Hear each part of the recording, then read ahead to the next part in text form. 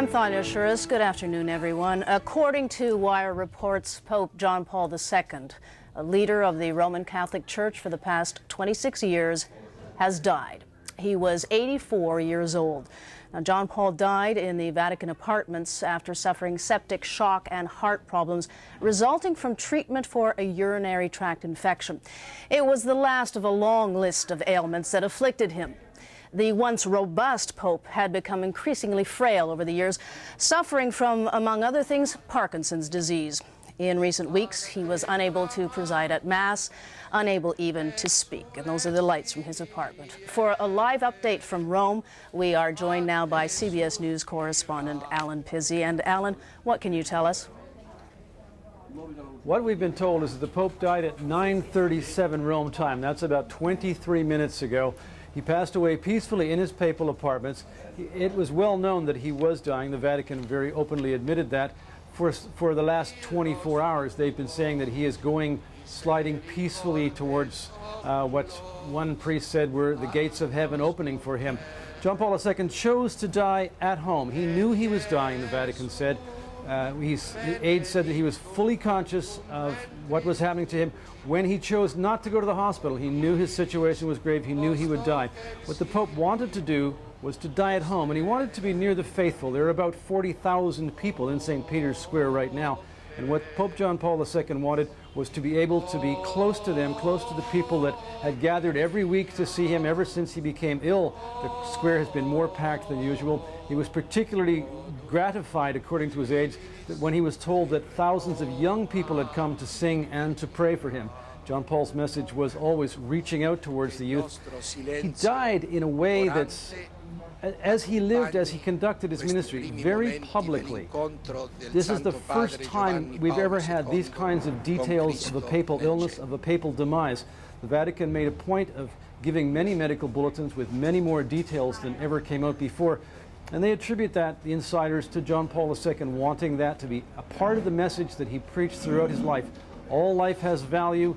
Suffering is part of life. People get old. It doesn't mean that because you're ill, infirm, bent as he was, even at times drooling in public, it didn't mean that your life had no value. And he wanted to carry that message right to the end, and that's what he's done. He's died where he wanted to die, the way he wanted to die, as publicly, more publicly than any pope has ever done before, Thalia. Alan Pizzi in Rome, and of course, what kind of man, what kind of pope was John Paul II? Mark Phillips looks back on a man whose faith and vision impacted not only his church, but the entire world. In the latter stages of his life, Pope John Paul II had a line he'd use when asked how he was. From the neck up, okay, he'd say. From the neck down, not so good.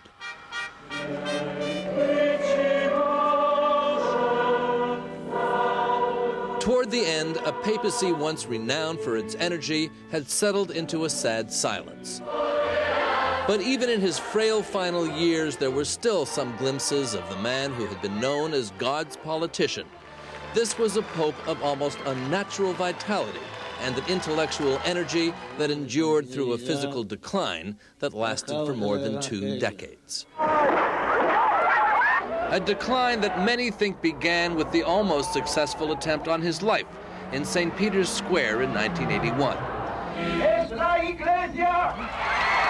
It seems a very long time ago that he had displayed such unprecedented energy and traveled like no other pope before him, bringing his message of social progress combined with religious conservatism to where he thought it was needed most: Africa, Latin America, Asia, and finally, the Middle East.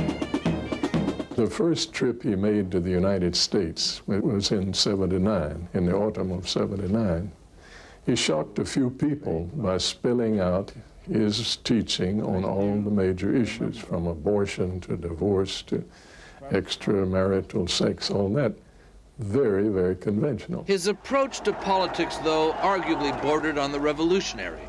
Not without his support could the Polish Solidarity movement have succeeded, and not without solidarity could the rest of the communist monolith in Eastern Europe have fallen.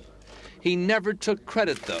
The tree of communism was rotten, he once said. I just shook it. Yet, as he took an interest in European politics, he forbade priests in Latin America from engaging in what came to be known as liberation theology there. A pope of paradox and apparent contradiction, capable of extreme relevance and of staggering detachment, never more so than in his attitude toward women, whether it was the question of women priests or over the issue of contraception or abortion. This pope had a one-word answer: no. Yet despite his stern, often ignored message, this was a pope with a rock star-like appeal, proved again at this 1993 youth rally in Denver.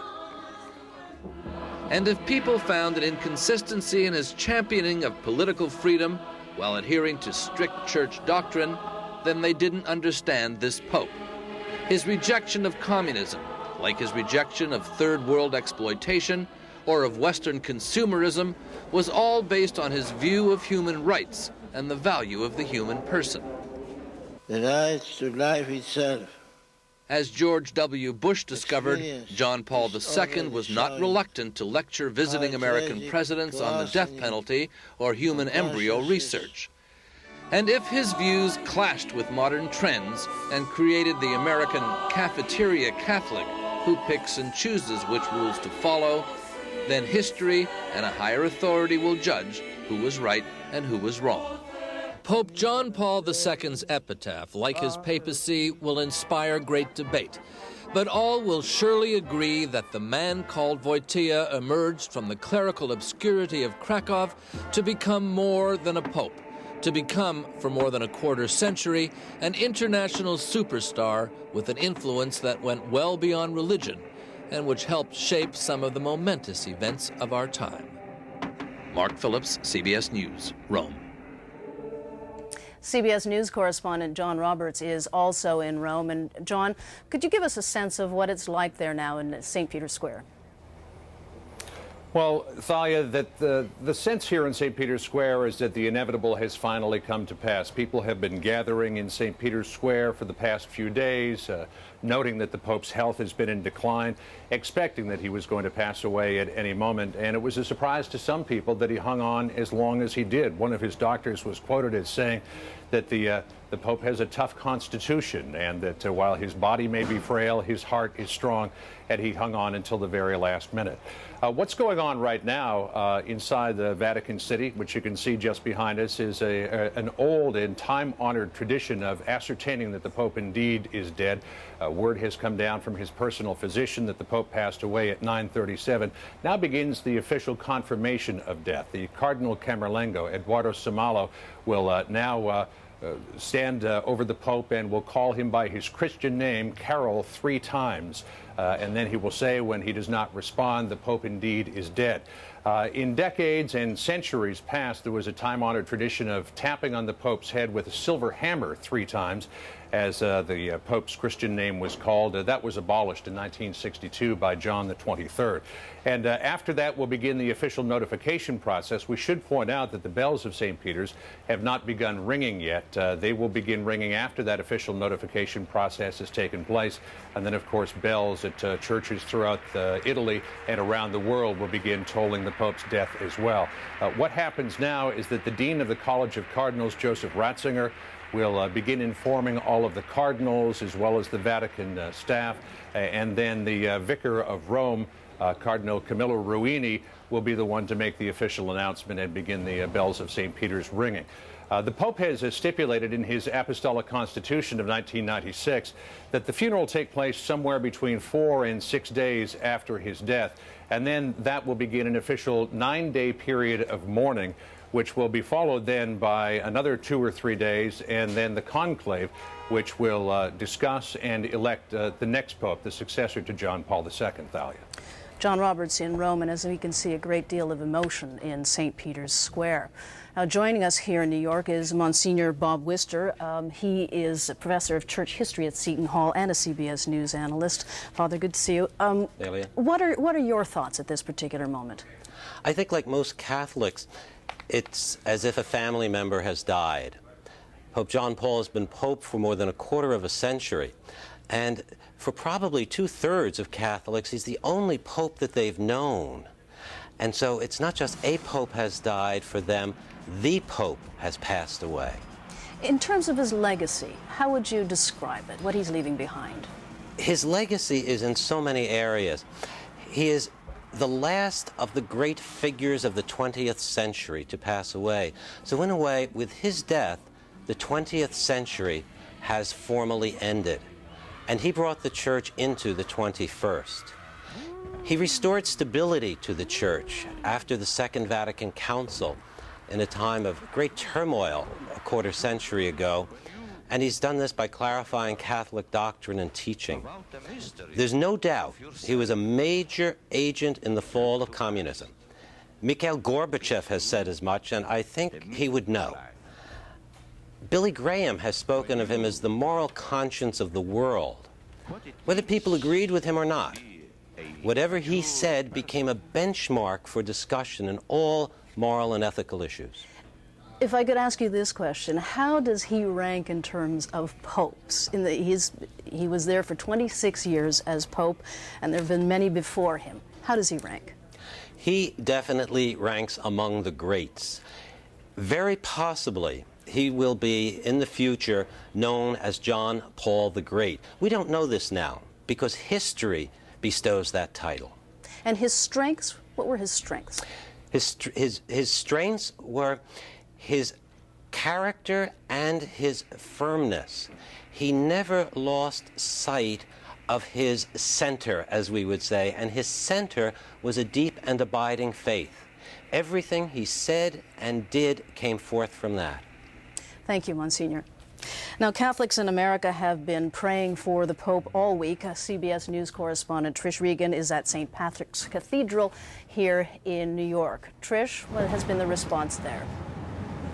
Talia, I'm here with Maria Holland. She just came in to say a prayer for the Pope today. She came in from New Jersey. We've just given you the news that the Pope has indeed passed away. This must be a sad moment for you. Yeah, it's very sad. Very sad. What has the Pope meant to you personally? I just like this Pope very, very much. He has been Pope for quite a number of years, and I felt like he was the one I pretty much grew up with. What is so special about him, would you say? I don't know. There was just a kindness in his face and in his heart and everything about him. He was just so kind and full of love for everyone. And I just am very, very sad that he has passed. What kind of legacy do you think he will leave behind? A great deal of one. I think people more than ever love this Pope dearly. I never heard a bad word about this Pope. He was greatly loved and appreciated. He just did things for people. He just showed by the traveling that he did, it was so extensive, and everything he prayed for, and every time he touched someone's heart, he was just amazing. Do you anticipate that he'll be a hard act to follow? Absolutely. It'll be difficult. Yes, very much so. I just felt that this Pope was very holy. He just made you feel, because I'm a Catholic, so I felt a great deal of respect and love for this man. He was just so generous. And I think even if you weren't Catholic, that you just loved this man, or you had great respect for him. Maria Holland, thank you very much. Thank you. Thalia, there will be a service that Cardinal Egan here in New York will be presiding over later today before he travels to Rome. Trish Regan at St. Patrick's Cathedral here in New York City. For more American reaction, we are going to go to CBS News correspondent Jerry Bowen. He is at Our Lady of Angels Church in Los Angeles. Jerry? And this is a day of celebration at the cathedral here in Los Angeles, the spiritual center for the largest archdiocese in the country, more than 4 million Catholics in this archdiocese. This is a day of weddings and baptisms, and that's what brought this family, the Wands, James and Agnes, and their friend Joel, to the plaza today. And they just heard the word that is now slowly getting out about the death of Pope John Paul II. You were telling me he's the only Pope you've ever known. That's right, as far as I can remember. What are your thoughts? I'm greatly saddened by finding out that he has passed away, and our prayers are with him, and we know that he died peacefully, and we know that he'll be in heaven with our Lord. You told me you were praying for him at your parish in La Mirada. What kind of impact did he have on your lives? Like we said, he's the only pope that we know. He's our spiritual leader. He was our father. So, it's just a very peaceful man. He brought peace to the Catholic Church, and he made a lot of changes. And gave a lot of hope also, knowing that not only Catholics were touched by his work and his legacy over his 26-year papacy, and we're just touched as, you know, we're growing up and we're seeing other people get touched as well. Young people were drawn to him, and you're all young people. What was it about him that you liked? He just kind of connected with all people, you know, like both the young and old. And he's a well-traveled pope. He was well-known all around the world. He's got respect from, you know, from all leaders, from different religions. So he's really different from any other spiritual leader that we know of. And he'll be well remembered here in Los Angeles and across America and indeed around the world. The passing of John Paul II. Back to you. Jerry Bowen, thank you very much. We're going to take a look now at St. Peter's Square in Rome, where thousands and thousands of pilgrims have been gathering through in several days, in fact. Great deal of emotion upon word of the Pope's passing at the age of 84. You can see the Pope's apartment windows, the top 3 lights on. And if I'm correct, I believe I do hear the singing of hymns in the background. At one point, there were about 250,000 people in St. Peter's Square waiting for word, many of them praying that perhaps there could be a recovery, probably most of them knowing that this particular moment was going to come. John Roberts, you've been there. What can you tell us about the sense and the feeling and the mood there? Well, the sense is that the people who have gathered in St. Peter's Square have lost not only a pope, but they have lost a friend. This pope, over his 26 years ruling on St. Peter's throne, has really elevated the level of outreach that popes are expected of. And that leaves, as one cardinal I talked to today, a very big pair of shoes to fill for the next pope. I mean, this was a pope who made trips outside of Italy, across the globe, more than 120 times. He is said to be the person who has been seen in person by more people than any other historical figure, counting probably a conservative number, some 17 million people, including a mass that he gave in the Philippines back in the mid-1990s, where he was seen in one place by 4 million people. So this is a person that they got to know with, as a pope who really had a humanistic type of touch. And I think that the outpouring of sadness and also the outpouring of celebration for a life so grandly lived is indicative of that. You know, we talked earlier about you know, some of the process that's underway here in St. Peter's and at the Vatican with the death of the Pope. Because of several past incidents, the Pope laid out some very stringent rules as to what was to happen upon his death. When Pope Pius XII died in 1958, he was attended by a rather unscrupulous physician who actually took some photographs of him on his deathbed and sold them to Paris Match magazine, and in fact had sold his services to some Italian tabloids to give them a signal as to when the Pope had died. So the Pope, in his Apostolic Constitution, John Paul II, in his Apostolic Constitution of 1996, absolutely forbade any video or visual record of his time on his papal deathbed. If there were any pictures to be taken, it would only be at the consent of his Chamberlain or Camerlengo, and that he only be dressed in papal vestments when those photographs were taken. He also expressly forbade any recording of any of the conversations or any of his spoken words in the final hours leading up to his death as well, for fear that in today's age of electronic media, some unscrupulous person might decide to try to peddle those. But the scene at St. Peter's Square here tonight, Thalia, one of sadness, one of grief, but also one of celebration for this incredible life. La resurrezione di Gesù Cristo. ci piace pensare al Santo John, Alan Padre Pizzi Giovanni Paolo is standing II. beside you. And Alan, I want to ask you a couple of things. And you've covered the Pope for many years, so I'd like to know your thoughts about his legacy. But before that, tell us about how this announcement was actually handled. Lo pensiamo vicino alle Well, it signore basically slipped out. The first we heard of it was that correspondent on RAI, the national television network of Italy, announced it, and then it was picked up by the news agencies. It came 1, 2, 3 very quickly with people getting it. Technically, it should be announced by the Vatican press spokesman, and then, or by the Cardinal Vicar of Rome, Cardinal Camillo Ruini, should announce it to the people. But it's never been clear as to whether the press office or the Cardinal would get to do it. What was always clear was that there would be a leak to the news agencies. This is just an era when those things happen. And a lot of people that cover the Vatican all the time have tentacles in there, and that's how it came out. Now, it has not been officially announced by the Vatican yet to the people gathered in St. Peter's Square, for example, but in this electronic age, that doesn't matter anymore.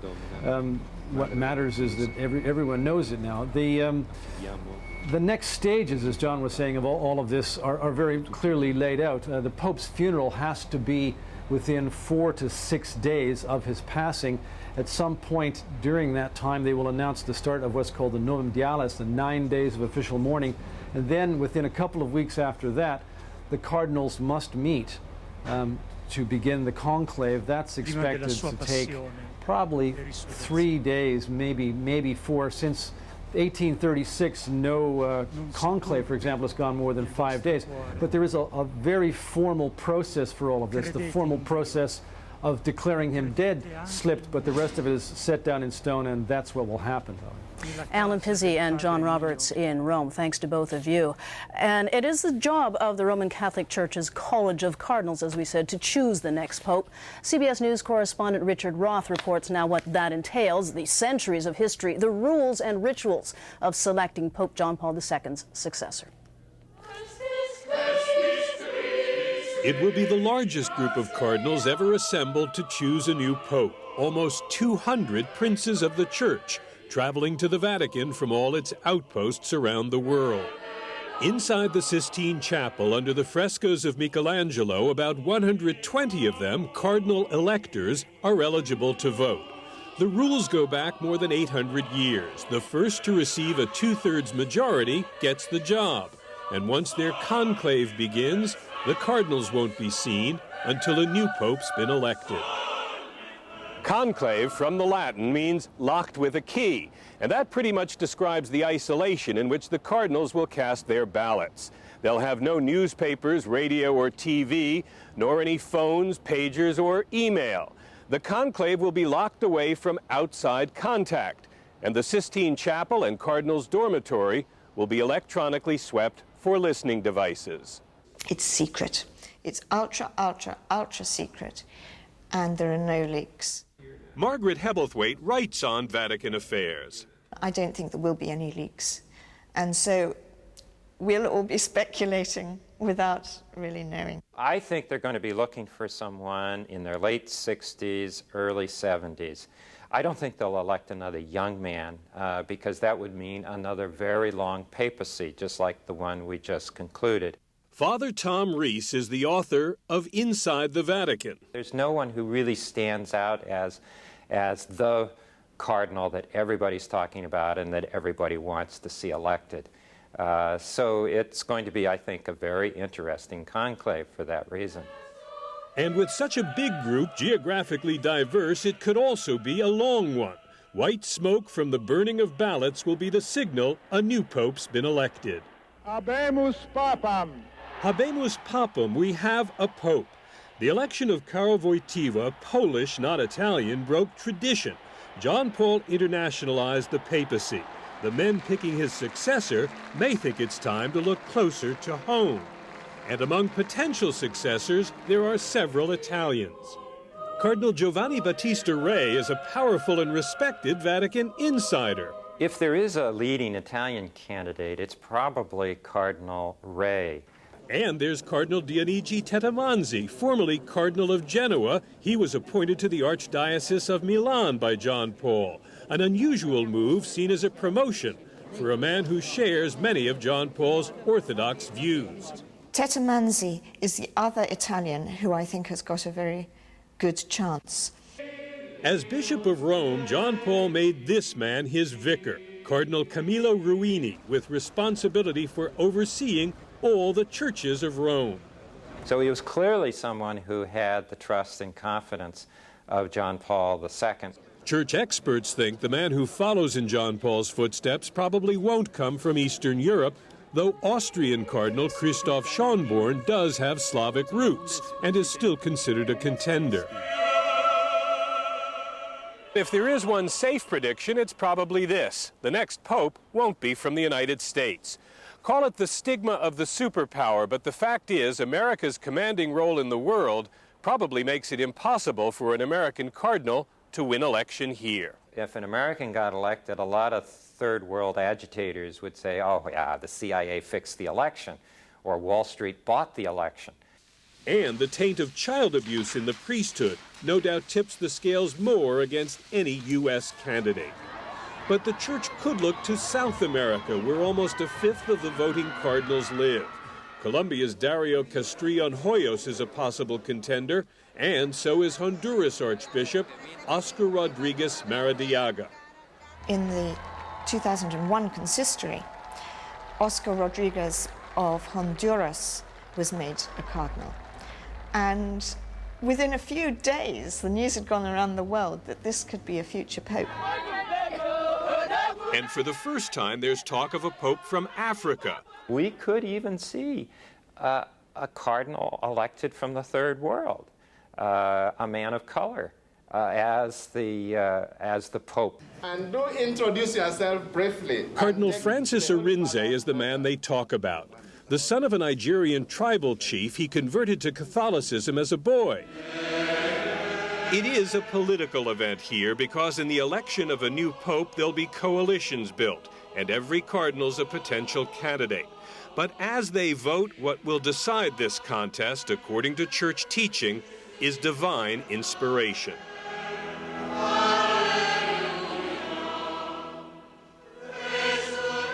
Richard Roth, CBS News, the Vatican. And we're going to turn once again to John Roberts, who is in Rome. John, Richard Roth just talked about potential successors. What are the actual challenges facing the conclave, facing the church? Well, a lot of people will come into this conclave, a lot of these cardinals will come into this conclave with a favorite of their own, whether it be Tettamanzi, whether it be Maradiaga, whether it be somebody else. But there's an old Vatican adage that says, he who comes into the conclave as a pope often comes out as a cardinal. So some of these front runners may indeed fade when the voting takes place. But one of the first issues that the conclave is going to have to deal with is how old do they want the next pope to be? John Paul was inaugurated when he was 58 years old. He ruled for 26 years. That's an awfully long time. Do they perhaps want to choose an older pope who would reign for maybe 5 to 14 years, 14 years being the average, to give them a chance to digest and sift through the significance of John Paul II's papacy? Then, of course, there's all of the issues that Richard Roth outlined, as well as a difficulty in attracting priests to the Catholic faith. What to do about, I mean, even though the number of Catholics is increasing, they still want to get more people in. Retention is a problem as well. And what to do about new technologies and how to approach abortion and contraception and other issues like that. There's a real full plate here for the Catholic Church, and all of this will be talked about at this conclave, Valley. And certainly some kinds of political challenges ahead as well in the years to come with various other nations and, in fact, religions.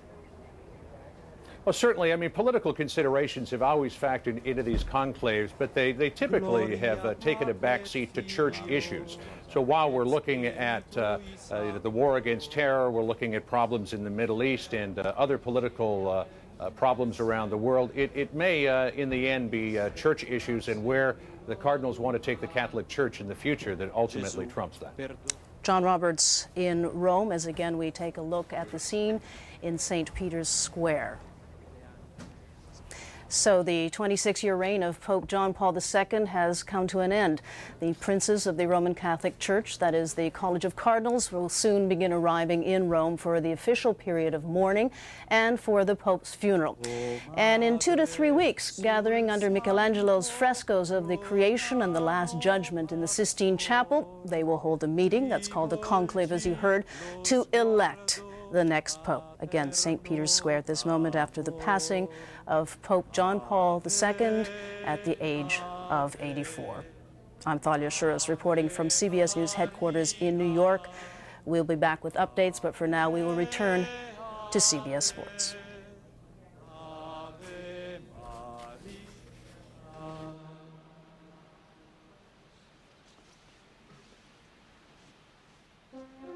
Continuiamo ad ascoltare.